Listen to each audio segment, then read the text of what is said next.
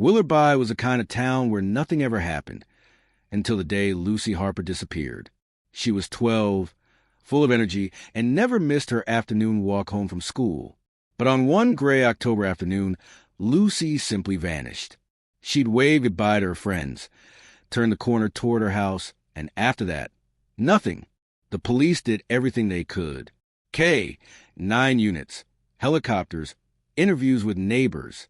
Her family was torn apart by grief. Her mother, a school librarian, stopped speaking altogether. Her father, once a cheerful man, now spent his nights pacing the porch, watching the street in silence. But there was one family member who seemed unwilling to give up: Marble, Lucy's black cat. Marble wasn't an ordinary cat. He had a quiet intelligence in his green eyes and a strange habit of sitting at Lucy's bedroom window, staring outside for hours. After Lucy disappeared, Marble changed. He began meowing at odd hours, clawing at walls, and refusing food. He'd sit at the edge of the forest behind their home and stare into the trees for hours. One evening, Marble became obsessed with the basement door.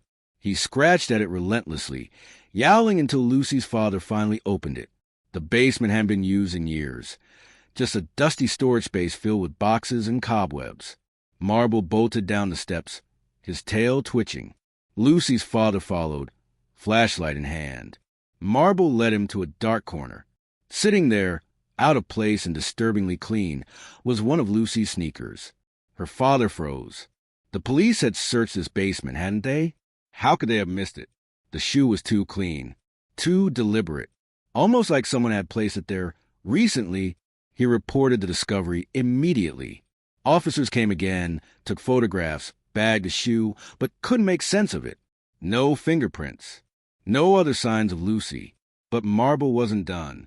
The next night, he began scratching at the back door, pacing restlessly until he was let outside.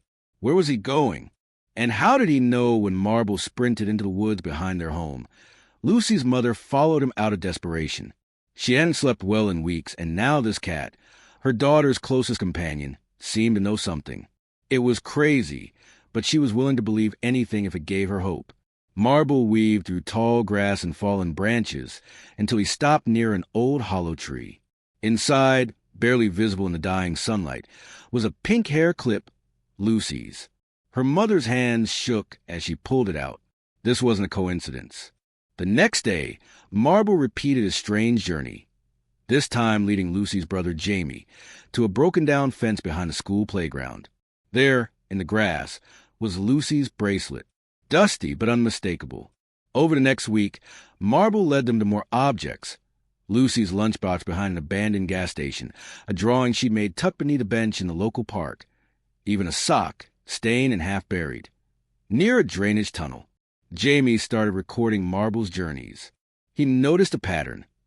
All the places Marble visited were connected to Lucy's routine, but farther and farther from the original route she took home. It was like someone had moved her step by step, or something.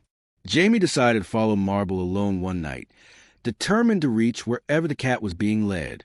Marble dashed through a section of the forest thick with thorny vines and roots. Jamie almost lost him until he saw Marble sitting still at the edge of a freshly dug hole. The pit was shallow, with claw marks on its inner walls, like someone had tried to climb out. And in the mud lay a scrap of fabric, part of Lucy's school uniform. Jamie's chest tightened. He called the police, but by the time they arrived, the pit had been filled in. Whoever had dug it came back and covered their tracks. But Marble was not finished, and Jamie was beginning to realize something terrifying. Marble wasn't just showing them where Lucy had been. He was showing them who had taken her 1 week later. Marble began scratching again, this time inside the house. He paced the living room floor, stopping every few minutes to scratch at the same spot beneath the staircase. His cries were constant now, more urgent than ever before. Jamie, fed up and suspicious, pulled away the old rug and grabbed a screwdriver. The wooden floor creaked and groaned as he pried open the floorboards. Beneath them was a shallow crawl space, damp, dark, and filled with dust. And in the center of it was a small pink notebook, Lucy's diary. Jamie's hands trembled as he opened the book. The first pages were innocent enough, drawing stories silly secrets. But deeper into the journal, her handwriting changed. The entries grew darker. Mr. Harrow watches me from his window. He says he has a special game. I don't like it. He told me not to tell anyone. He said he'll take Marble away if I do. Mr. Harrow, their neighbor, a quiet, single man who lived alone 2 houses down. He had no criminal record. No one ever suspected him. But Jamie remembered something. The scratches on Harrow's arm the night Lucy disappeared. He had said they were from brambles. The family handed the journal over to the police. A search warrant was issued. Inside Mr. Harrow's home, they found a locked freezer in the basement. Inside was Lucy, frozen, preserved, hidden away. The town erupted in horror. Mr. Harrow confessed. He admitted everything.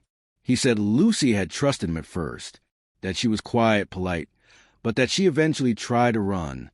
That damn cat had scratched him, he muttered. The cat ruined everything. Marble had known all along. At Lucy's funeral, Marble sat beside the casket, unmoving. The townspeople called him a hero. Jamie knew better. Marble hadn't just been loyal.